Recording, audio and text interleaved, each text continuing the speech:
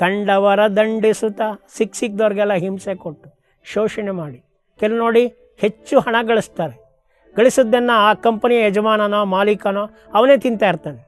ಪಾಪ ತನ್ನ ಕೆಳಗಡೆ ಕೆಲಸ ಮಾಡ್ತಕ್ಕಂಥ ಕಾರ್ಮಿಕರು ಕೂಡ ಅವರು ಚೆನ್ನಾಗಿರಬೇಕು, ನಮ್ಮ ಕೆಳಗಡೆ ದುಡಿತಕ್ಕಂಥವ್ರು ಚೆನ್ನಾಗಿರಬೇಕು. ಇವತ್ತೇನಾಗಿದೆ ಅಂತ ಕೇಳಿದರೆ ಎಲ್ಲರೂ ಕೂಡ ಹಣದ ಪಿಶಾಚಿಗಳಾಗಿದ್ದಾರೆ. ಅವರು ಕೂಡಿಕೊಂಡು ಅವ್ರ ಹೆಂಡತಿ ಮಕ್ಕಳು ಅವ್ರ ಕುಟುಂಬ ಚೆನ್ನಾಗಿರಬೇಕು. ಅದೇ ದುಡಿತಕ್ಕಂಥವ್ರು ಅವರ ಒಳ್ಳೆಯದನ್ನು ನೋಡಬೇಕಲ್ಲ, ನಾವು ಅವರ ಕಲ್ಯಾಣವನ್ನು ನಾವು ನೋಡ್ಕೋಬೇಕಲ್ಲ, ಅದು ನಮ್ಮ ಕರ್ತವ್ಯ ಕೂಡ ಹೌದು.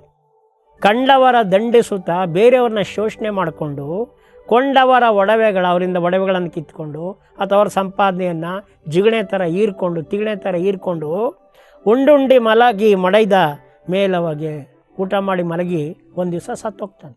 ಯಾರೂ ಇಲ್ಲಿರಲ್ವಲ್ಲ. ಜಾತಸ್ಯ ಮರಣಂದ್ರು, ಹುಟ್ಟಿದವನು ಸಾಯಲಿಕ್ಕೇ ಬೇಕು. ಇವತ್ತೆಲ್ಲ ನಾಳೆ ಸಾಯಬೇಕು ಮನುಷ್ಯ.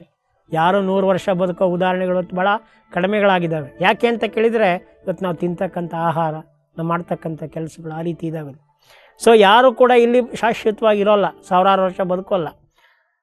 ಮಡಿದ ಮೇಲವಗೆ ಯಮದಂಡ ತಪ್ಪುವುದೇ ಸರ್ವಜ್ಞ.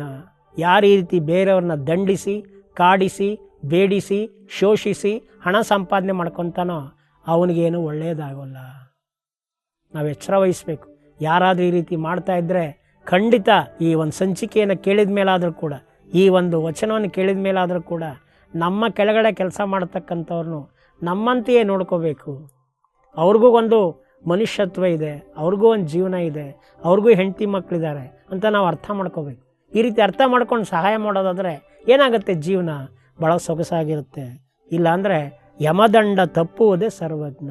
ಯಮನೇ ನಿಮ್ಗೆ ಶಿಕ್ಷೆ ಕೊಡ್ತಾನೆ. ನೀನು ಈ ರೀತಿ ಅನ್ಯಾಯ ಮಾಡಿ ಅನ್ಯಾಯ ಮಾರ್ಗದಲ್ಲಿ, ವಾಮ ಮಾರ್ಗದಲ್ಲಿ, ಕೆಟ್ಟ ಮಾರ್ಗದಲ್ಲಿ ಕದ್ದು ಮುಚ್ಚಿ ಸಂಪಾದನೆ ಮಾಡಿದ್ರೆ ನಿನಗೆ ದೇವರೇ ಶಿಕ್ಷೆ ಕೊಡ್ತಾನೆ, ಯಮನೇ ಶಿಕ್ಷೆ ಕೊಡ್ತಾನೆ. ಎಷ್ಟು ಸೊಗಸಾಗಿದೆ ನೋಡಿ ಇಲ್ಲಿ ವಚನ ಇದೆ. ಹಿರಿಯರಿಲ್ಲದ ಮನೆಯು, ಗುರುವು ಇಲ್ಲದ ಮಠವು, ಅರಸುತನ ಒಳಿದ ಅರಮನೆಯು, ಹಣ ಹೋದ ಹರದನಂತಕ್ಕೂ ಸರ್ವಜ್ಞ. ಹಿರಿಯರಿಲ್ಲದ ಮನೆಯು, ಮನೆಗೆ ಹಿರಿಯರಿರಬೇಕು. ತಾಯಿ ತಂದೆ ಅಜ್ಜ ಅಜ್ಜಿ ಮಾವ ಅತ್ತೆ ಹೀಗೆ ಹಿರಿಯರಿರಬೇಕು ನಮ್ಮ ಮನೆಯಲ್ಲಿ. ಮಠದಲ್ಲಿ ಗುರುವಿರಬೇಕು. ಈಗ ಅರಮನೆಗೆ ಹೋದರೆ ರಾಜ ಇರಬೇಕು. ರಾಜನಿಲ್ಲದ ಅರಮನೆ ಏನು ಚಂದ. ಗುರುವಿಲ್ಲದ ಮಠ. ಒಂದು ಮಠಕ್ಕೆ ಹೋಗ್ತೀವಿ ಸ್ವಾಮೀಜಿಗಳ ದರ್ಶನ ಮಾಡಬೇಕಂತ, ಆ ಮಠಕ್ಕೆ ಗುರುವೇ ಇಲ್ಲ. ಏನಾಗುತ್ತೆ ಅವಾಗ? ಆ ಮಠ ಅನಾಥ ಆಗುತ್ತೆ. ಅದಕ್ಕೆ ಮಠಕ್ಕೆ ಗುರು ಮುಖ್ಯ, ಮನೆಗೆ ಹಿರಿಯರು ಮುಖ್ಯ, ತಾಯಿ ತಂದೆ ಮುಖ್ಯ.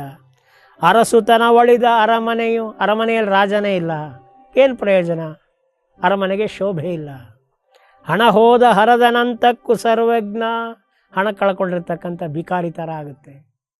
ಅದಕ್ಕೋಸ್ಕರನೇ ಮನೆಗೆ ದೊಡ್ಡವರಿರಬೇಕು, ಮಠಕ್ಕೆ ಗುರು ಇರಬೇಕು, ಅರಮನೆಯಲ್ಲಿ ರಾಜ ಇರಬೇಕು. ಆವಾಗ ಅದಕ್ಕೆ ಶೋಭೆ ಇರುತ್ತೆ. ಎಷ್ಟು ಸೊಗಸಾಗಿರ್ತಕ್ಕಂಥ ವಚನಗಳನ್ನು ಇಲ್ಲಿ ಸರ್ವಜ್ಞ ಕವಿ ನಮ್ಮ ಗಮನಕ್ಕೆ ತರ್ತಾರೆ ನೋಡಿ.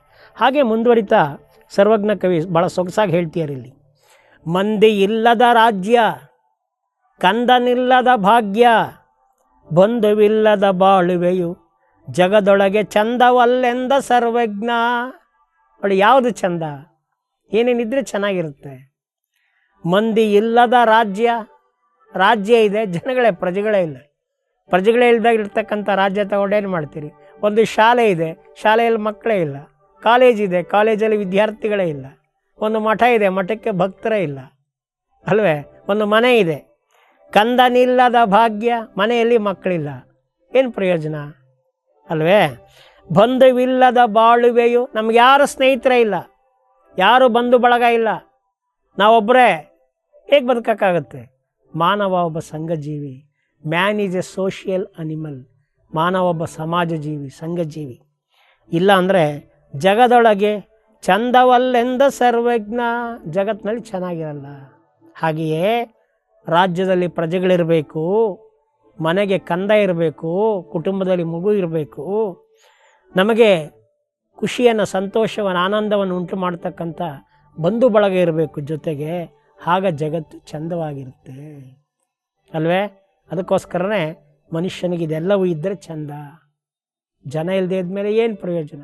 ಪ್ರಜಾಪ್ರಭುತ್ವದಲ್ಲಿ ಪ್ರಜೆಗಳೇ ದೇವರುಗಳು. ಪ್ರಜೆಗಳೇ ಇಲ್ಲ ಅಂದರೆ ಪ್ರಜಾಪ್ರಭುತ್ವ ಎಲ್ಲಿರುತ್ತೆ?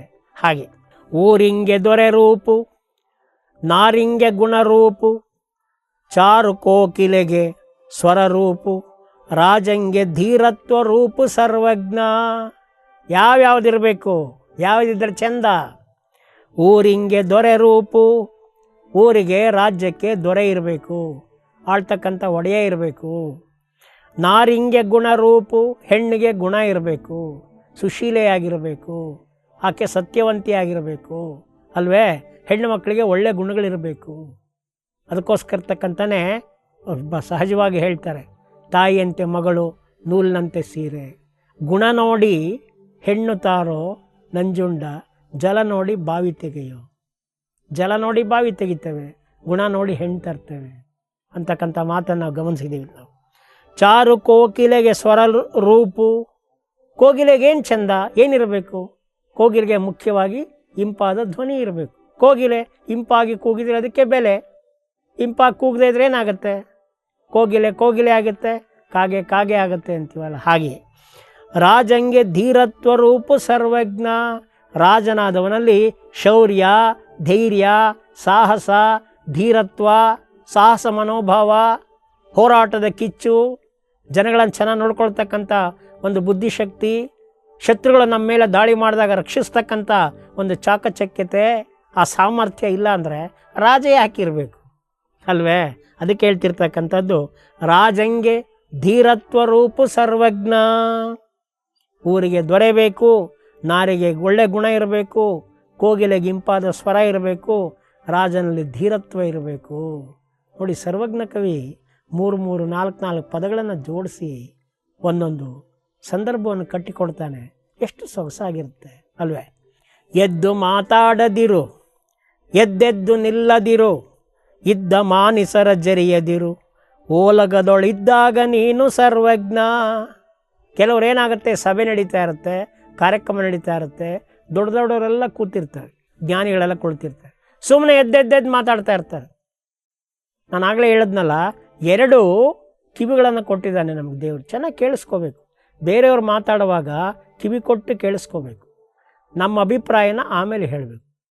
ಇದನ್ನು ಮಾಡಲ್ಲ ಕೆಲವರು, ಕೇಳಿಸ್ಕೊಳ್ಳೋದೇ ಇಲ್ಲ, ಎದ್ದೆದ್ದು ಮಾತಾಡ್ತಾ ಇರೋದು. ನಾವು ನೋಡ್ತಿರ್ತೀವಲ್ಲ ಹೇಗೆ ಲೋಕಸಭೆಯಲ್ಲಿ, ರಾಜ್ಯಸಭೆಯಲ್ಲಿ, ವಿಧಾನಸೌಧದಲ್ಲಿ ಅವ್ರು ಕಿರ್ಚಾಡ್ತಾ ಇರ್ತಾರೆ ಒಬ್ಬೊಬ್ಬರು, ಆಡಳಿತ ಪಕ್ಷ ಪ್ರತಿಪಕ್ಷ ಒಬ್ಬೊಬ್ಬರಿಗೂ. ಆ ರೀತಿ ಮಾಡಬಾರ್ದು. ಒಬ್ಬರು ಮಾತಾಡುವಾಗ ಸಾವಧಾನ ಚಿತ್ತವಾಗಿ ಕೇಳಬೇಕು.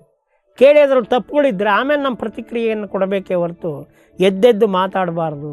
ಎದ್ದು ಮಾತಾಡದಿರು, ಎದ್ದೆದ್ದು ನಿಲ್ಲದಿರು. ಯಾರು ಕೂರಿಸಿದ್ರು ಸುಮ್ಮನೆ ಕೂತ್ಕೊಳ್ಳಲ್ಲ, ಹಾರಾಡ್ತಾ ಇರ್ತಾರೆ. ದಯವಿಟ್ಟು ಇದನ್ನು ಮಾಡಬಾರ್ದು.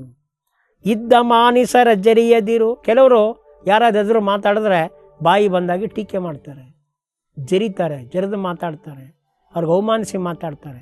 ದಯವಿಟ್ಟು ಇದನ್ನು ಯಾರೂ ಮಾಡಬಾರ್ದು. ಓಲಗದೊಳಿದ್ದಾಗ ನೀನು ಸರ್ವಜ್ಞ. ಸಭೆಯಲ್ಲಿದ್ದಾಗ ಎದ್ದು ನಿಂತು ಮಾತಾಡಬೇಡ ಜಾಸ್ತಿ, ಅವಶ್ಯಕತೆಗಿಂತ ಹೆಚ್ಚು ಮಾತಾಡಬೇಡ. ಎದ್ದೆದ್ದು ನಿಂತು ಸಭೆಗೆ ನೀನು ಸಭೆ ನಡೆದಿರೋ ಥರ ತೊಂದರೆ ಕೊಡಬೇಡ. ಹಾಗೆ ಸಿಕ್ಕಿದವ್ರನ್ನ ಬೈಬೇಡ, ಟೀಕೆ ಮಾಡಬೇಡ. ಇದು ಬಹಳ ಮುಖ್ಯ. ಇಲ್ಲಿ ನೀನು ಓಲಗದಲ್ಲಿದ್ದಾಗ, ಸಭೆಯಲ್ಲಿದ್ದಾಗ ಈ ರೀತಿ ಎಚ್ಚರಿಕೆಯನ್ನು ವಹಿಸು ಅಂಥೇಳಿ ಸರ್ವಜ್ಞ ನಮ್ಮ ಗಮನಕ್ಕೆ ತರ್ತಾ ಇದ್ದಾರೆ.